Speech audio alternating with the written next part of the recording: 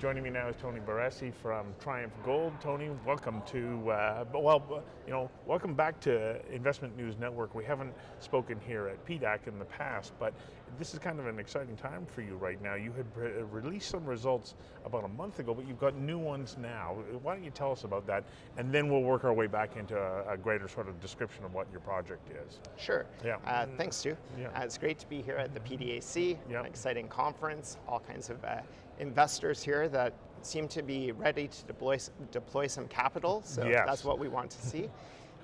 There is a little bit of buoyancy in the air this year, isn't there? Absolutely. With people are looking, especially for gold companies, people are looking for safe havens. The price of gold is as high as it's been for many years. Considerably different from a year ago, where we were about $450 less than what we are right now. That's right. Yeah. Yeah.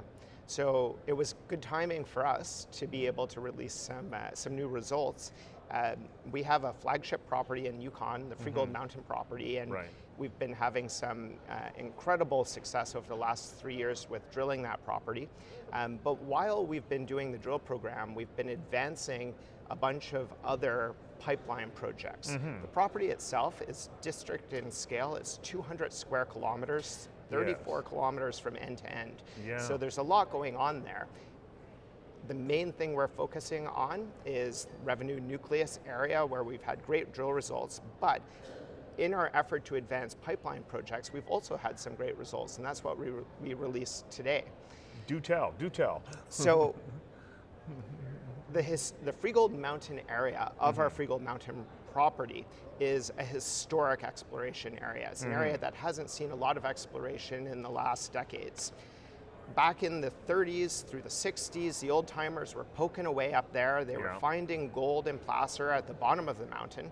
And the only other place where they could see anything was at the top of the mountain. So there's a bunch of outcrop up there. There's a bunch of skarns with gold in them, a bunch of epithermal vein systems up there. Okay. And so over about a 400 meter long area, they did a bunch of drilling, and they defined a small gold resource, a bunch of high-grade drill intersections from very shallow drill holes that were less than 100 meters deep, multi-gram gold in almost every hole up there over multiple meters.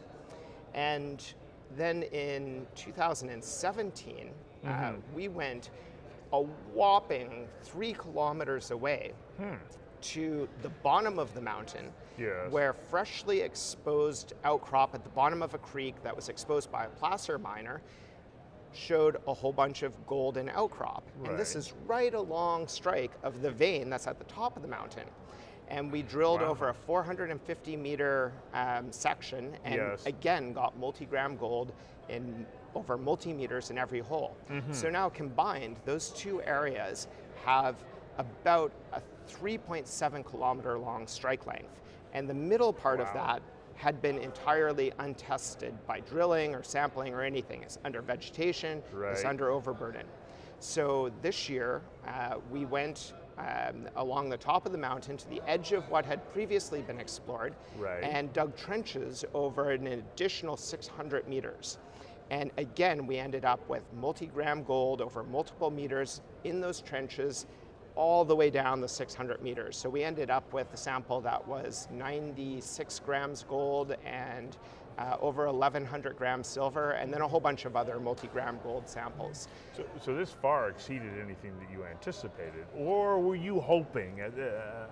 Sure, we were absolutely hoping that was going to be the result. And then when you actually, put a shovel in the ground and expose the rock and see mineralization and sample it, it ends up being, 96 grams gold. You're pretty pleased with the result.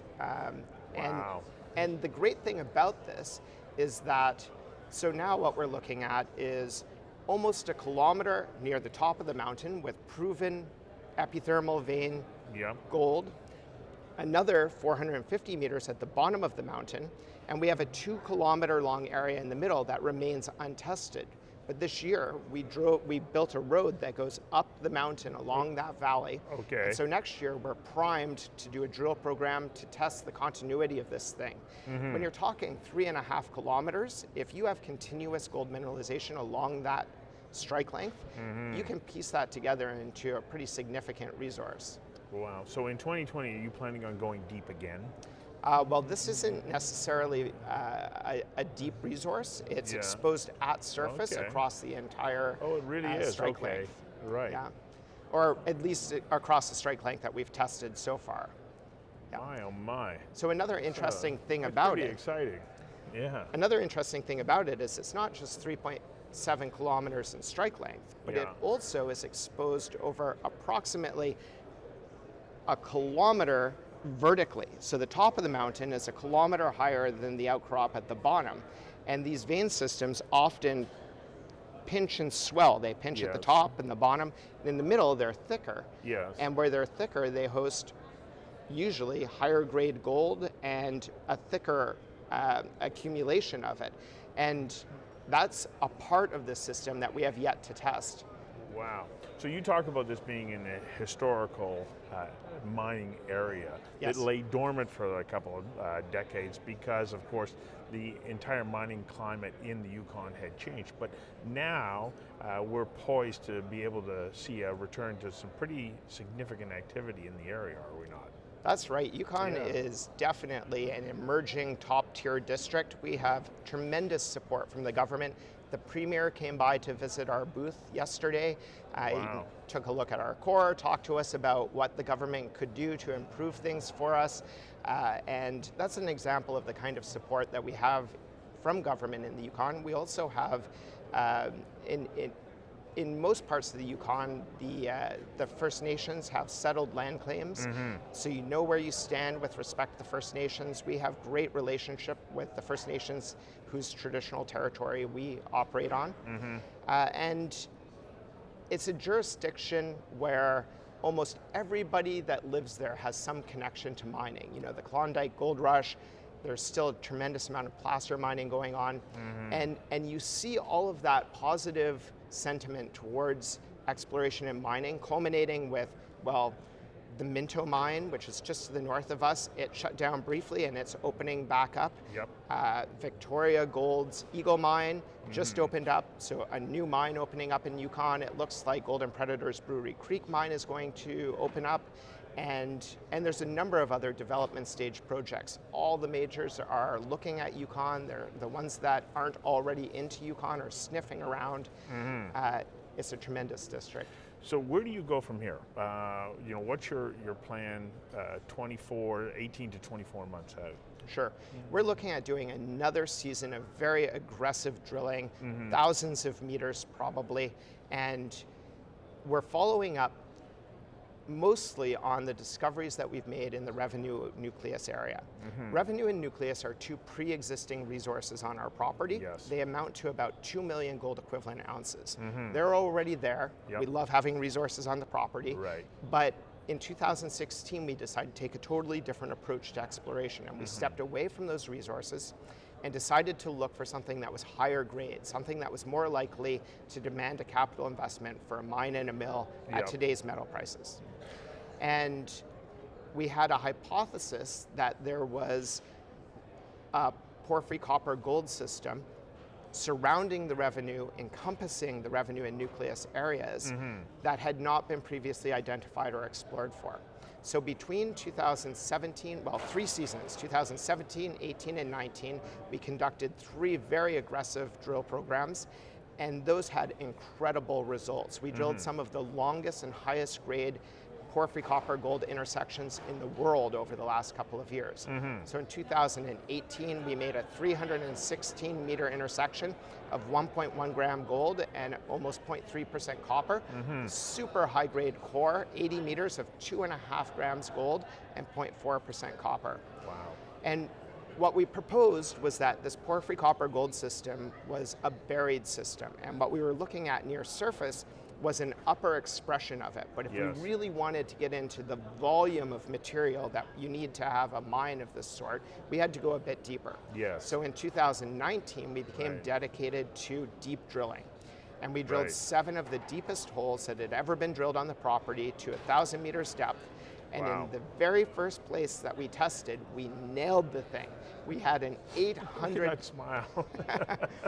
we had an 860 meter long intersection of almost a gram gold equivalent. 860 That's meters. right. Holy smokes. And at 550 meters, we hit the Porphyry Center, like the Yep. guts of the porphyry system. We have the rock on display here at PDAC. It looks just like what you would see if you were at the bottom of an open pit porphyry copper gold mine. Wow.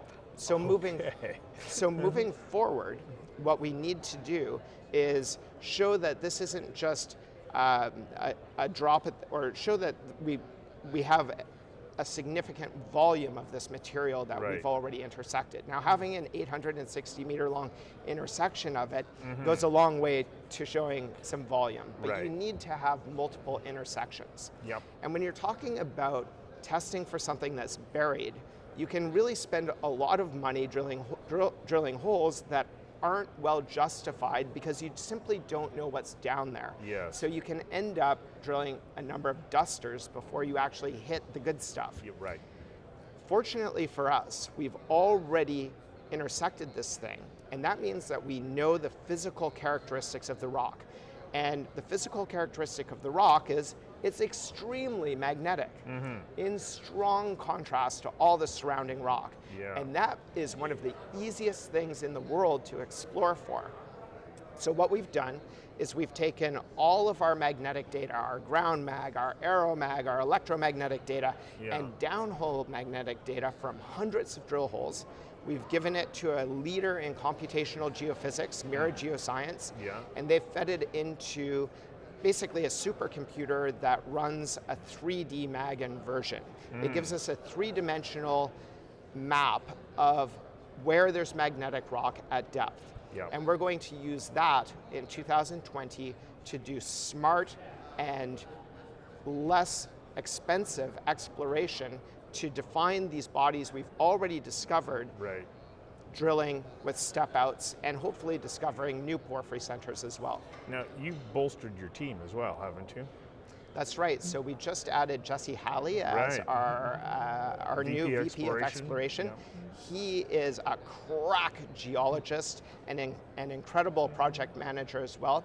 He has a tremendous amount of experience working on porphyries. He's worked in Yukon on the Casino porphyry. He's Wow. worked in British Columbia on Copper Mountain and Hashimo. He and his wife, Emily Halley, who's also a part of our team, have together relogged hundreds of kilometers of core from those projects and others. They have an impressive track record. They really do. Yeah. Yeah. Wow. So it's pretty exciting. Your long-term strategy for investors, they're saying, okay, what's the strategy here? Yep. Our long-term strategy is to not need a long-term strategy. Yeah, you're hoping to accelerate that. Okay. We are positioning ourselves as a takeout target for major mining companies. Yeah. Newmont Gold Corp is our largest shareholder. Zijin Mining out of China is one of our largest shareholders as well. So these are companies that are interested in us as a potential takeout target. As well, Rio Tinto has optioned one of our other properties. They have a toehold into Triumph Gold, and we have CAs with a number of other majors. They're all following us. You don't make massive long intersections of high-grade porphyry material without garnering a whole bunch of people that want to see the core, look at your data, follow your company. And we've been actively making sure that that's happening. Yeah. Right now, I think that what we've discovered is it's definitely been enough to bring that kind of attention. Yep. But the idea of there being a massive porphyry copper gold deposit here is still a twinkle in the eye of some of the majors. And what we need to do is change that from being a twinkle in the eye to them actually saying, we need to get this thing before anybody else does. Right. And that's what we're aiming to do with these step-out holes that we'll be drilling in 2020. That's where this high-grade mineralization has the potential to change from a one drill hole wonder into a volume that nobody wants to miss out on. So in addition to the Premier of the Yukon dropping by your booth here at PDAC, Who else is that you're now saying are notables that are paying attention to you? Sure. Well, by the very nature of CAs, you're not allowed to say True. which companies. So I think it's important to reiterate that Newmont and Zijin and Rio Tinto are all involved with us on a public level. Right. And then, I think that one of the differences that we've noticed over the last couple of months, maybe the last half year, is that all of the major banks and brokerages are much more interested in projects like ours. Mm-hmm. So in the past, it was very difficult to even get meetings with a major Right. bank. But now we go and have meetings with banks, and they're developing teams Mm-hmm. that are becoming specialists in our sector of the industry. Now, we're able to do that partly because of the high grade results that we've had, but we're Mm-hmm. also able to do it because the banks and brokerages are much more interested in this sector of the industry as well. So that's very positive, not just for us, but for everyone, I think. Well, I can't also help but think that you touched on a number of the elements that make the Yukon such an attractive mining district now.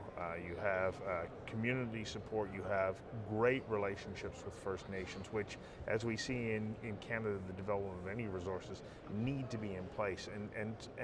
And you're far enough removed from some of the other tensions that are happening around the world that maybe, the focus on the Yukon is going to come back in a way that we haven't seen in a very long time.